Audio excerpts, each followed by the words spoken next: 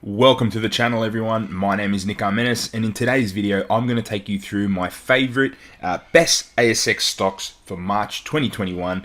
Stay tuned. If you do like this video, guys, please make sure you subscribe, hit like, hit that notification bell, and comment any stocks you want me to cover off in the future. So let's get into it, guys.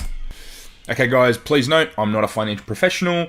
Read this disclaimer. No, I'm a guy on the internet. This is just some research I do. It's not intended to be financial advice.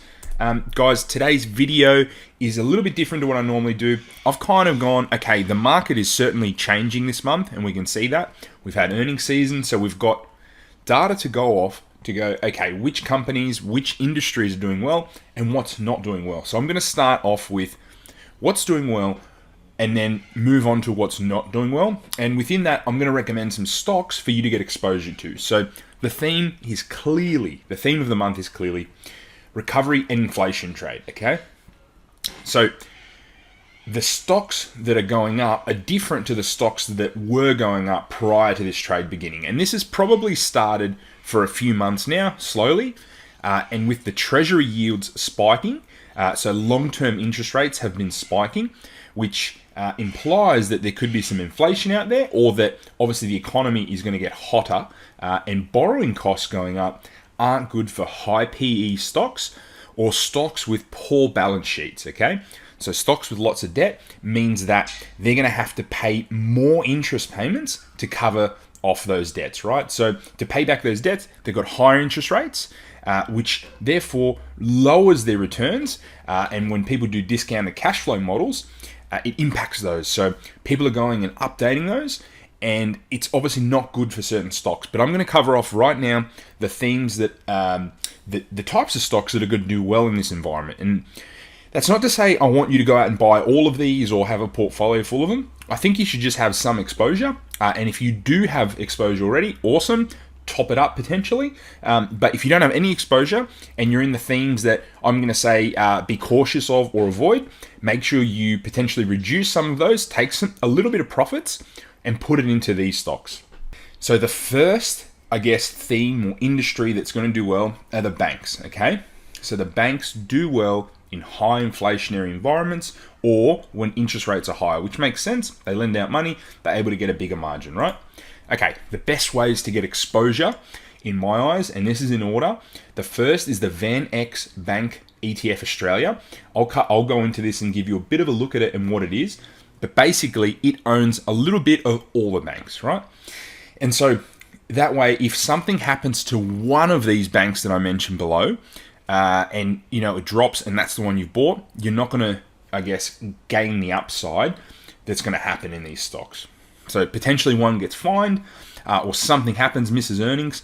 The rest go up, you're going to miss the boat. So if you buy the VanEck Bank ETF, you are going to be far more diversified, and it's a fairly low fee managed way to get exposure to all these banks in a single trade, okay? The next bank, and my favorite, is Macquarie Bank. I actually covered this off in last month's video. So if you want more details on Macquarie, go into it. But Macquarie, in my eyes, is a better bank than the Big Four. Its earnings aren't so much linked to residential mortgages. So say APRA comes out tomorrow, puts the brakes on lending because housing heats up. CBA, ANZ, and Westpac are going to get hit hard. Macquarie's still going to charge along. So my preference would be Macquarie over the Big Four. And then the Big Four, this order is not necessarily the case. CBA tends to be the safest of them. And then the rest follow on, right? But if you buy one of these, just be careful that, if something happens, you're going to get hit. But if you were to buy just one, I'd buy Macquarie. If not, buy the VanEck Banks ETF, and I'll actually go into it now and talk you through it. So this ETF, guys, MVB, gives investors exposure to a diversified portfolio of ASX listed securities, blah, blah, blah, okay? It's a bank index, in short.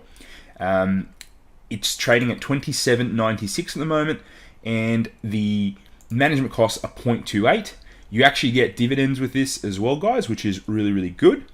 And recently, it's been doing phenomenally. So if you look, 1 month, almost 3%, 3.19, and 6 months, 23.41. So I still think this has quite a way to run, because if we have a look, so I'll cover off actually the holdings. So it owns Westpac, 20%, ANZ 20%, NAB almost 20, Commonwealth almost 20, Macquarie 15, and then a little bit of Bendigo and Bank of Queensland. Okay, so again, it's got commercial banks, capital markets, but if I actually show you the chart of this, okay, so if we look at the chart, guys, it's still actually not even quite at the pre-COVID high. Okay, pre-COVID high was around $30 over here. So there's still a little bit of upside just to get there. And obviously, if the economy powers along with so much liquidity in there and free money, it's going to do a lot better. And you'd expect this to probably, maybe even get to 33, 35. And then on top of that, you're going to get your dividends here, okay? So you're going to get, I believe it's 3 dividends a year. And it's going to roughly be exactly what you get from the banks, right? So they're going to give you the income that they get from the banks direct to you. So yeah, on top of all that, guys, you're going to get a dividend with this as well. So really great way to diversify yourself across the Australian banks, okay? So now that you have seen the picks that I want, let me explain why. So higher interest rates means higher margins for banks, as I've said. Bank stocks were hit really hard during the pandemic and they've got a long way to recover, guys. So in essence, they present good risk-reward value, particularly when, what's been going up has had crazy PEs, doesn't really make any money. These things make a lot of money. They've got balance sheets that are very healthy at the moment. Bank lending standards have greatly improved, so the risk to them has been lowered, and they pay really good dividends, guys, and there's going to be a strong hunt for yield because while interest rates potentially may go up a little bit, the long-term ones in particular, they're very low still and people want income. So people that want income are going to pour into these stocks. The next beneficiary, guys, will be energy stocks, okay? So the best way to get exposure to energy stocks, in my view, is the Beta Shares Global Energy Companies ETF, currency hedged, and the ticker there is FUEL. Cool little ticker as well. So this ETF gives you exposure to the biggest energy companies in the world, and in my eyes, is probably a better way than just playing Australia. But if you do want to get exposure to energy companies within Australia and you want to actually invest in individual companies, Woodside Petroleum would be my favorite, followed by Origin, Santos, and Oil Search. Oil Search and Santos will move in a higher percentage upwards. They are riskier, they have worse balance sheets, and they're not quite as big, right? So let me go into this ETF and just show you what's actually in it, just so you understand it. So it's a simple and cost-effective way to gain exposure to a diversified portfolio of the world's largest energy companies in a single ASX trade. It does have a small management fee of 0.57%. It's got a lot of assets under management there, guys. So $308 million. So it's not a small ETF. And look at the sort of companies you get exposure to. So ExxonMobil, huge US companies, Chevron, Total SE, Royal Dutch, ConocoPhillips, BP. There's some huge companies here that you just can't get exposure to in Australia across a lot of different industries. And so this would be my preferred way to buy into energy. And you also get country allocation exposure as well. So you get a bit of US, Canada, Netherlands, France, etc. Obviously, it's easy. You do it in a single trade. It's been doing relatively well in the last 6 months-ish, 31%, which is really, really good. Obviously, it's still down for the year and even for 3 years. So when this flips the other way, it's going to flip hard. Don't think that you have missed out because it's nowhere near the pre-COVID high, okay?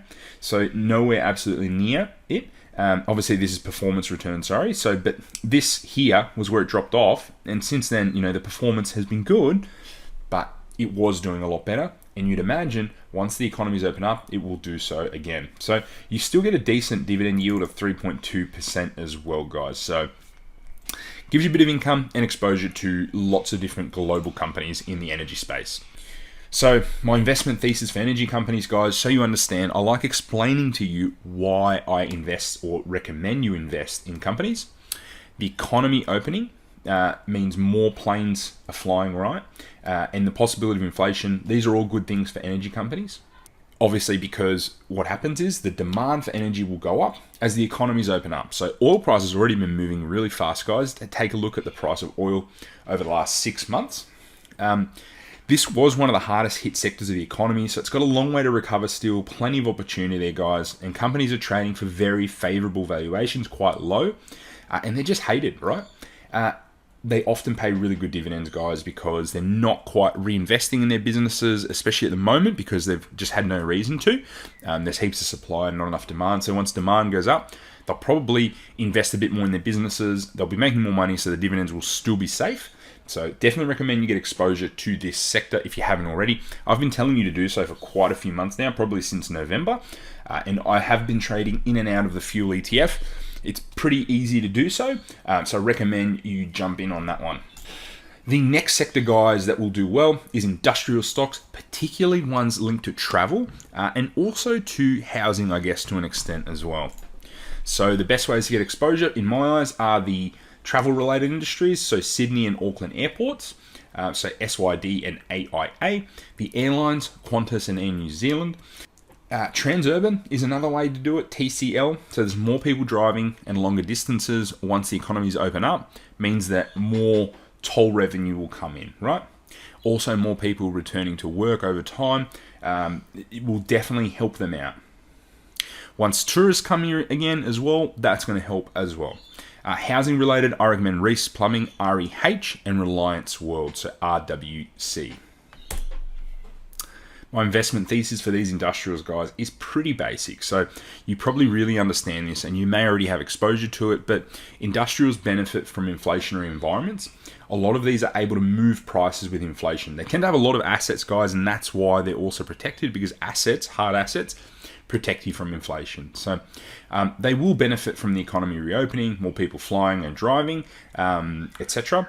And they don't trade on huge unrealistic valuations. They're pretty sensible. And again, they tend to pay good dividends, guys. So now you've understood what I like. This is what I'd avoid or reduce exposure to. Avoid's probably a strong word, but it is what's going to get smacked around, basically, guys, particularly in the short term. Now, this could be very short term, and this whole trade could flip around again on a whim very quickly, but it's just something to be aware of. The themes I'd avoid, guys, or be careful of, are currency-sensitive stock. So if they're earning lots of USD, the Australian dollar has been on a belter, and main reason is our central bank is not printing enough money or buying as many bonds, if you will, as other central banks, and so our bonds look favorable in treasuries, and so people come here and buy it, pushes our currency up, which isn't ideal for businesses earning US dollars, because it means they're actually earning less when they convert it into Australian dollar terms. So there's lots of companies doing this, and so just review them and see what is earning large amounts of USD. Also, the iron ore price has impacted this. So things like CSL, JHX, ARB, ALU, etc., anything earning lots of US dollars.